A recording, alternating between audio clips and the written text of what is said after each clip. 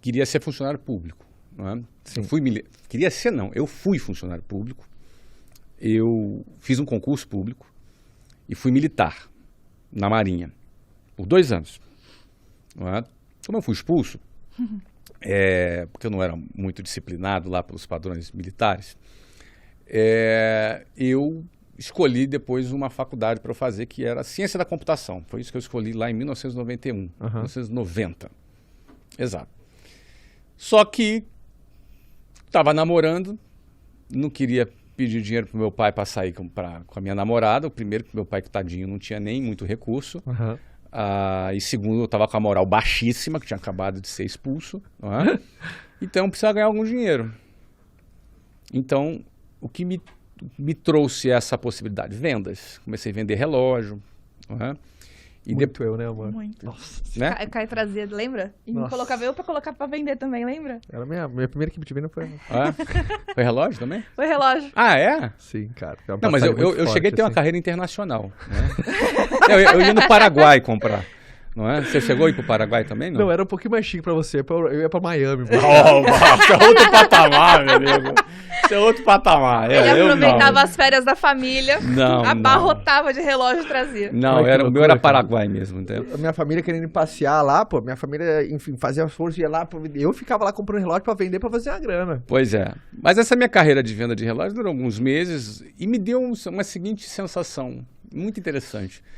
Como eu comecei a ganhar uma grana vendendo relógio, a primeira coisa que eu me perguntei, eu tinha 18 anos, eu falei, mas por que alguém trabalha 44 horas por semana?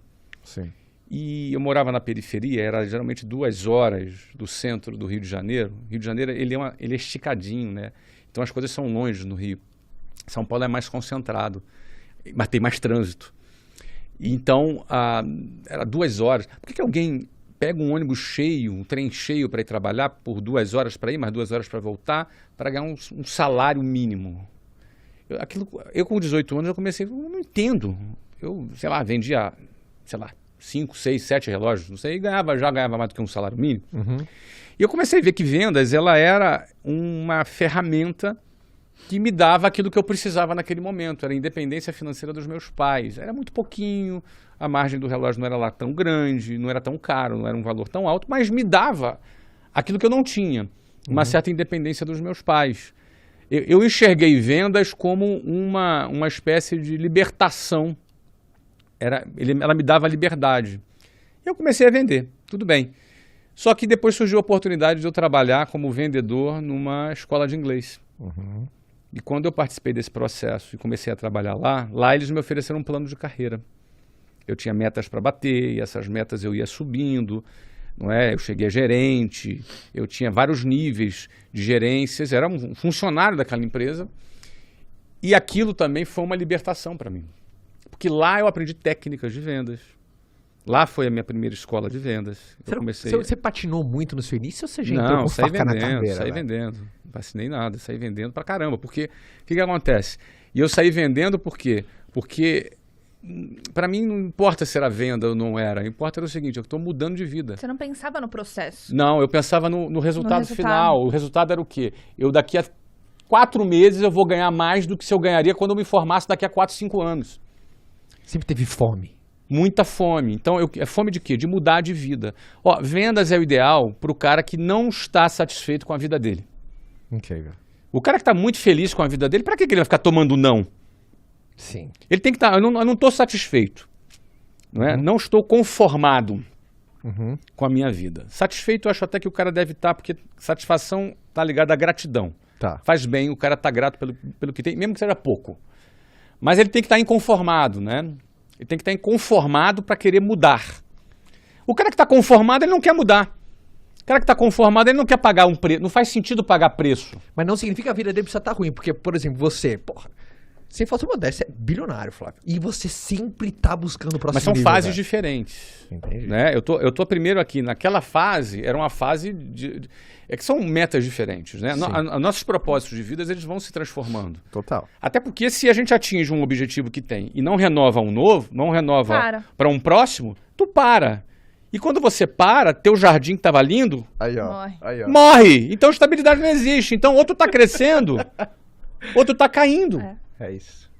Ou tu tá subindo, ou você tá caindo. Eu vou repetir. Ou você tá subindo, ou você tá caindo. Não tem estável? Não tem estável. Entendeu? Não existe. O estável é uma ilusão da inércia. Como assim a inércia? Explico. Você está subindo, aí você parou de queimar combustível. Você ainda sobe por um tempinho por inércia. Aí você vai perdendo força. Aí você chega aqui. Aí alguém pode pensar, agora está estável, né? Fala, não, tá ele pronto está para cair. Pronto para cair, aqui é veloz. Uau! Entendeu? Sim. Então, ou você está subindo ou está caindo. O teu jardim ou está lindo porque você cuidou, ou está num processo de destruição porque você negligenciou. Não existe a estabilidade do jardim. O jardim está bonito porque você trabalhou, ou é uma questão de tempo, ele está destruído. E aí o que acontece? Você tem que ter uma primeira meta, cumprir essa meta, criar uma nova. Mas por que alguém que tem grana ainda cria meta? Porque essa é a vida dele. E o trabalho dele não se resume apenas em trabalhar para ganhar algum dinheiro. Ele começa a criar significados no trabalho dele, como, por exemplo, o meu trabalho ajuda pessoas. O meu trabalho educa pessoas. O meu trabalho promove mudança de vida na vida das pessoas. Então, isso me faz bem. Isso é uma remuneração que eu tenho também, que não é a grana. Mas que remuneração é essa? Significado. Tua vida passa a ter significado. Você passa a se sentir importante para outras pessoas. Isso também te faz bem. Porque as pessoas acham o seguinte, eu já ganhei um monte de dinheiro, não preciso trabalhar. Tá bom, vou ficar em casa fazendo o quê? Total. Vai aproveitar a vida. Beleza, eu viajei, aproveitei, e agora? E depois? Como se, por exemplo, eu trabalhar não fosse aproveitar a vida. Exato. Como, por exemplo, se... Eu lembro, né? Eu me casei com 20 anos e alguns amigos, cara, não casa, vai aproveitar a vida. Como eu vou aproveitar a vida do lado da pessoa que eu quero, tá? Total. Então, esse é dos meus, time de colete. Não é, cara? Joga no time de colete, é feliz. Não é, cara? Total. Poxa. Enfim. Então, a venda, agora voltando àquele meu início, a venda, quando eu conheci, era a oportunidade de eu ter a independência completa, eu podia me casar, eu podia viver a minha vida, ter a minha casa e tal. Aí tu alcança isso. Depois que você alcança isso, você tem que criar novas metas, novos objetivos. E a venda foi sempre para mim esse elemento que me dava essa liberdade. E foi a venda, Caio, que me deu a capacidade de virar o jogo quando começou a pandemia. Porque eu criei novos processos de vendas, adaptados para formatos online, onde nós tivemos um crescimento brutal. Cara, eu acompanhei de camarote isso. Você acompanhou? Que animal. Foi em outubro, antes de começar a pandemia. Lembra que você estava lançando Pivotar? E o Flávio sempre coloca na minha cabeça uma frase que eu vi recentemente, mas é muito Flávio, assim, que é: se canse do jeito que você faz antes que seus clientes ou o mercado canse de você. Então sempre tá na frente, né? Então, muita gente pivotou depois que a figurinha nossa, né? Por que você tem que estar na frente? Porque estabilidade não existe.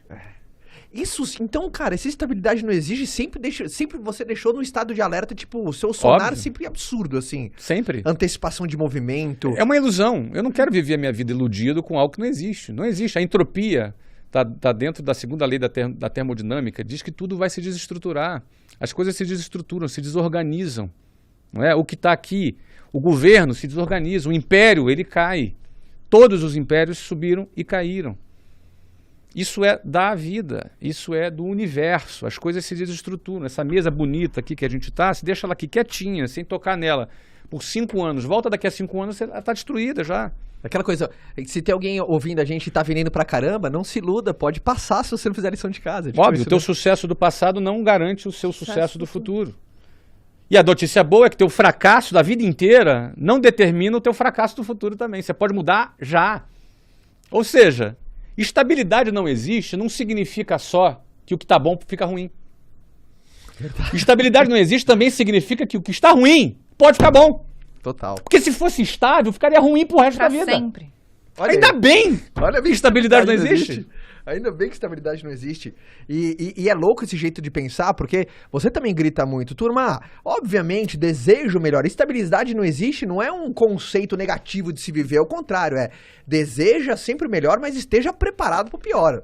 Isso. Esse conceito, né? Você tem que torcer para as coisas dar certo, mas você tem que estar preparado para as coisas não Esse conceito para nós foi importante quando a gente planejou inicialmente que as escolas ficariam fechadas por 3 meses, mas a gente estava preparado se fosse necessário ficar mais tempo. Eu queria que fosse menos, mas deixa eu me preparar para o pior. Né? Espere o melhor, mas se prepare para o pior. As pessoas confundem otimismo, que é um outro conceito, com negação. Total. Não é? Por exemplo, vai dar tudo certo. Isso não é otimismo. Isso é negação. Porque não vai dar tudo certo. Entendeu? Total. Muita coisa dá errado. Você faz um plano, muita coisa não dá certo. Então, você ficar dizendo para você mesmo, vai dar tudo certo, ou não ter caixa o suficiente para, caso não der certo, você tenha como se segurar e aí você quebra, isso não é otimismo. Isso é ser aventureiro. Você tem que estar preparado para as coisas não darem certo, por quê? Porque a maioria das coisas não vai dar certo. A maioria das respostas dos clientes será não. Mas você tem que buscar o sim. Então, isso não é ser... Esse é um problema muito sério. Não é? Essa questão do ser positivo, ser otimista. Não é? Otimismo é você esperar o melhor, mas estar preparado para o pior.